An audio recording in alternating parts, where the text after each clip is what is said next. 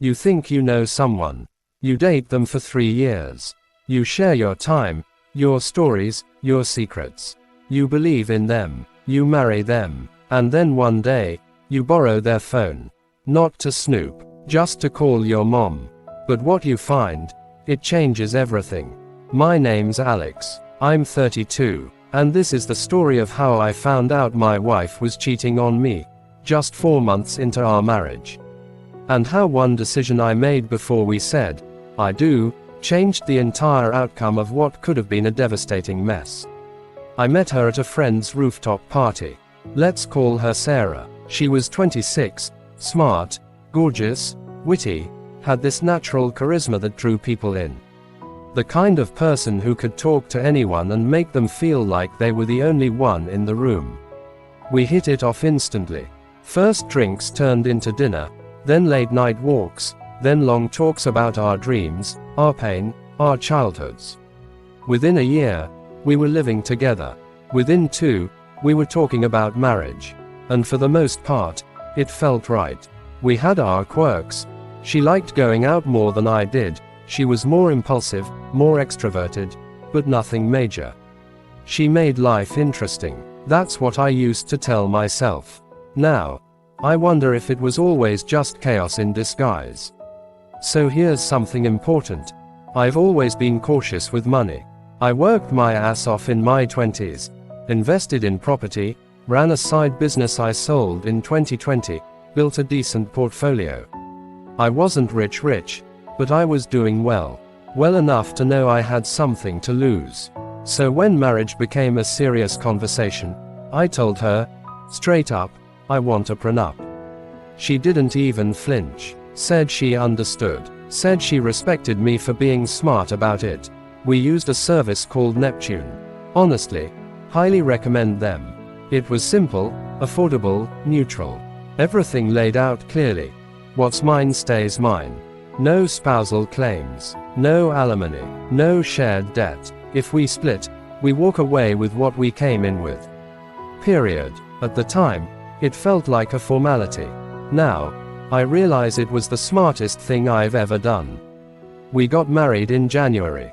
Small ceremony, cold day, warm hearts.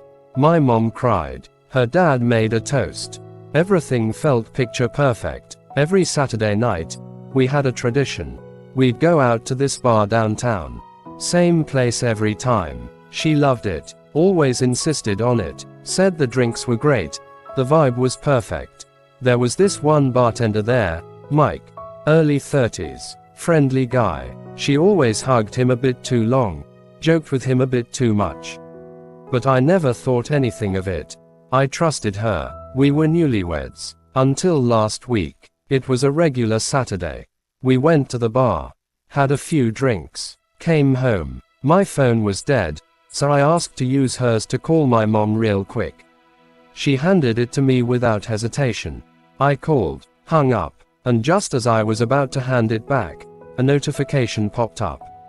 Snapchat. From Mike. You looked amazing tonight, winking face. My heart stopped. My stomach dropped. Now I know what you're thinking. Why didn't I stop there? Why didn't I just hand it back? Because something inside me shifted. That one message unlocked every quiet doubt I had ever silenced. The late nights, the weird mood swings, the over-the-top push to go to that bar every week. I opened the app. What I saw felt like getting punched in the chest. Dozens of messages, snap streaks, photos I'd never seen before. Jokes that referenced nights I thought she was with friends. Flirty comments, hidden good nights, talk about how I wouldn't suspect a thing. 2 months. That's how far back it went. It wasn't just flirty, it was intimate, like they had their own world. I closed the app, took a deep breath, put the phone back. She didn't suspect a thing. But inside, something in me died. I didn't confront her that night, or the next day, or the day after that. Instead, I documented everything. Screenshots, photos, chat logs. I backed them up, emailed them to myself, tracked her outings, matched them against the Snap timestamps, collected a timeline. I spoke to a lawyer, Not a divorce lawyer yet, just someone to walk me through my rights. He looked over the prenup and said, "This is solid. If you want out, she doesn't get anything that isn't hers." Then he gave me the best advice I've ever received. Don't confront her until you're ready. If you do it now, she might twist the narrative. Make you out to be the paranoid, controlling husband. Build your case. Be calm. Be smart. So I waited. I planned. And I watched. The following Saturday, I told her I wasn't feeling well. Told her to go out with her friends. Have fun. She hesitated. Just for a moment. Then left. She came back at 1 a.m.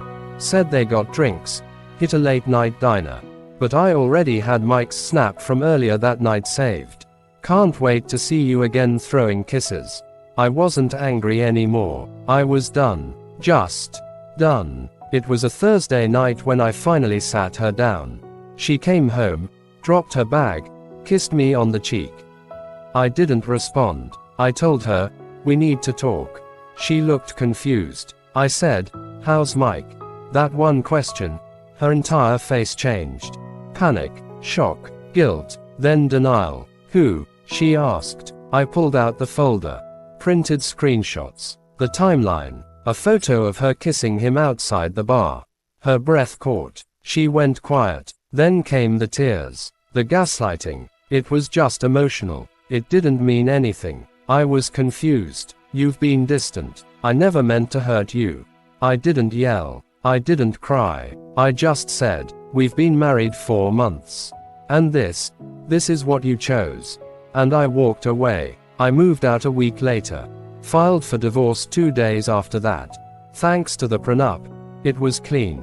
She didn't touch my assets. No legal drama. No drawn-out court fights. She begged for counseling. Said she wanted another chance. But it wasn't just the cheating. It was the betrayal of who I thought she was. I went full ghost. Blocked her. Blocked him. Changed routines. Stopped going to that bar. Hell. Stopped going downtown altogether. Started therapy. Started journaling. Hit the gym again. Reconnected with friends. Focused on myself. Because even when you leave a bad person, there's grief. You're not just letting go of them.